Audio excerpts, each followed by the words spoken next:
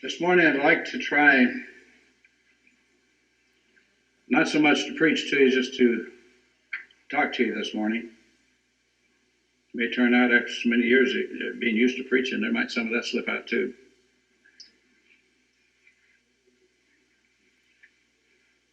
When David uttered these words I've just read, he was aware so keenly of the nearness of death.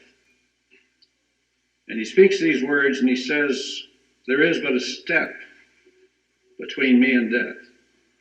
Of course, we know at this time he'd been driven out from Saul's court, where he had once been the fair-haired boy. Now, for no reason that he could discern, he's made an enemy, he's made an outlaw, he's made a traitor, and he has a sentence of death against him from the king, and he's had to flee from that court where once he was applauded and praised. And now he's an outlaw in his own country, a country that he loves, a country he served, a country he's been faithful to, under a king whose administration he supported in every way. Now, if it were modern times, he'd go to the post office, see his picture there, most wanted. And that was his condition. The king himself, who was the chief executive officer of that land and the enforcer of the law, had put out a warrant for his arrest and had decreed his death and was now actively seeking his life. Now that's enough to make someone aware of death, you'd think. And so he says, there is but a step between me and death. You know, at particular times of danger, at particular times of stress, at particular times of sorrow, the reality of death, that which we know theoretically all the time, the reality of it sinks in. And not only of death, but the imminence of it. That is, that it's a very near thing. It is not remote. There's something about us that may be part of our desire to survive that God has put within us, that we think of death as something far off. We think of it as remote. And so I'm not surprised if that's your mindset. And though yet many of you who have entered into this sorrow with us, I'm sure your mindset is different, and it may be that you've reflected. It may be that the touching of our family has touched you and your family too. I can say to you, I never ever expected to bury any of my children. I always thought that they would bury me.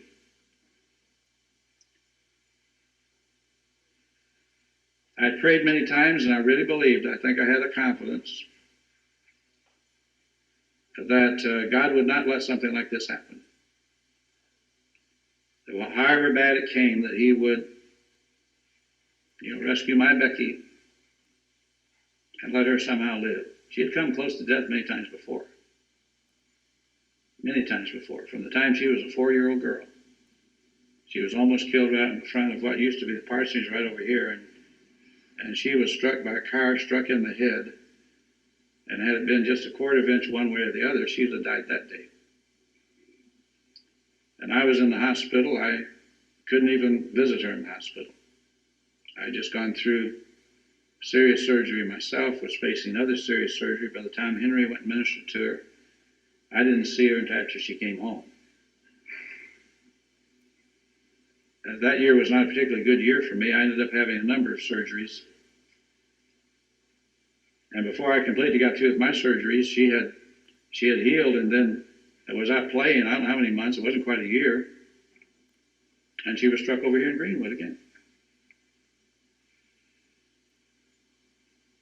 This time she ended up in a body cast and was that way for months.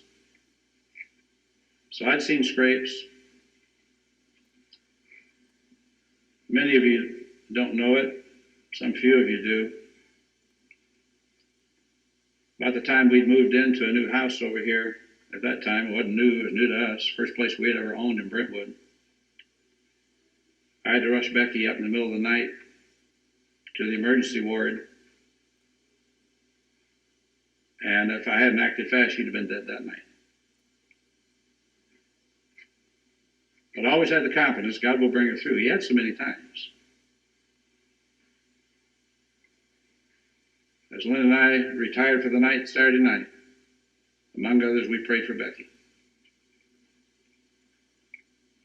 I talked to her just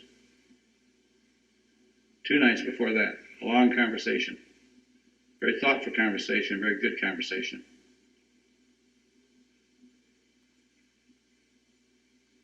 But the prayer that I've prayed for many years, not only for her, but for all my children, Lord, if it please you, let me live long enough to see each of them walking in the truth and in the light.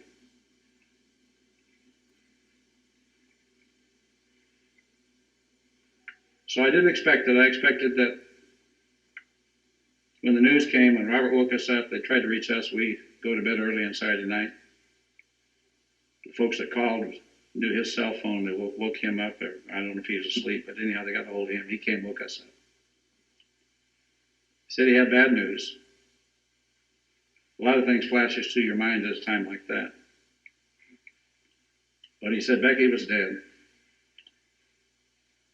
I can say that until I saw her in the casket the other day on Wednesday for the first time, lying there, cold and still, I kept thinking they've got this mixed up somehow, because she died out of town. If somebody else is dead, she's still alive, and they shipped the wrong body. But it was the right body. Now, God didn't make any mistake there. Of course, the natural thing is to say, Lord, why? Particularly in the light of so many prayers. To the contrary, why? Now, I'll admit that is not the way I would have done it. I don't think any of you fathers would have done it that way. Any of you mothers. But the plain fact of the matter is, God didn't even ask me about it. He didn't consult me at all. He did it his way. And I don't mean by that God murdered Becky. He didn't. You see, when God controls all things, he works through all these second causes. And neither justifies nor lets off the hook any of the second causes. God has his absolute way in my life. He has his absolute way in Becky's life. Yet she and I, and each of you too, we're absolutely responsible for what we do before God. But God didn't do us any harm. He didn't do us any wrong. He didn't make any mistake. And of course, it's a hard thing to lose your child. Some of you perhaps have done it. It's a hard thing to lose your husband, your wife, your brother, your sister. That's not easy.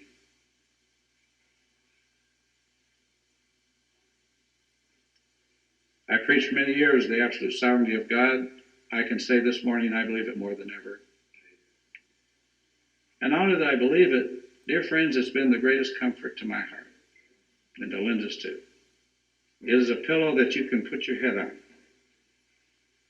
in the greatest trials of life. The confident assurance that God does all things well. That's just not true when somebody else's child's affected or somebody else's family's affected. That's true when you are affected yourself. I can say that with the goodness of God, not for a moment have I doubted God and his goodness in this. And I don't believe my wife has either. If so, she's not shown it in the least degree. We wept together. We can go suddenly from rejoicing in goodness to weeping in sorrow. And just the thought that we'll never, in this world, hear her voice again. When the phone rings, I still think, well, it's probably Becky. She calls so often. She won't be calling us anymore.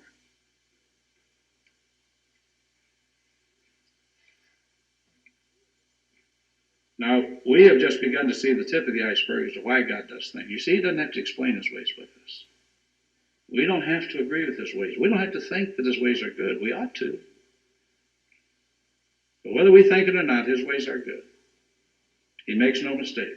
What we had better not do is try to judge the infinite, ineffable, all-wise and loving God by the little teacup of our human wisdom, and judge him by our feeble sense. That would be a very foolish thing to do. That's the most presumptuous thing in this world to do, is to say, because I don't understand God's ways, there must be something wrong with them. No, God made no mistake, and he didn't in this. I wouldn't have done it this way. He didn't consult with me, but you see, he didn't have to, did he? He is God. And it's all right. He's working his will. We just see the tip of the iceberg. Only eternity will reveal all that he's working through any one thing. And I hope none of you will think, well, this is true because you're a pastor, you're a preacher, you're this or that. No, this is true for all of God's people. This is just as true for you in your life as it is for me and for Linda. God doesn't make any mistakes.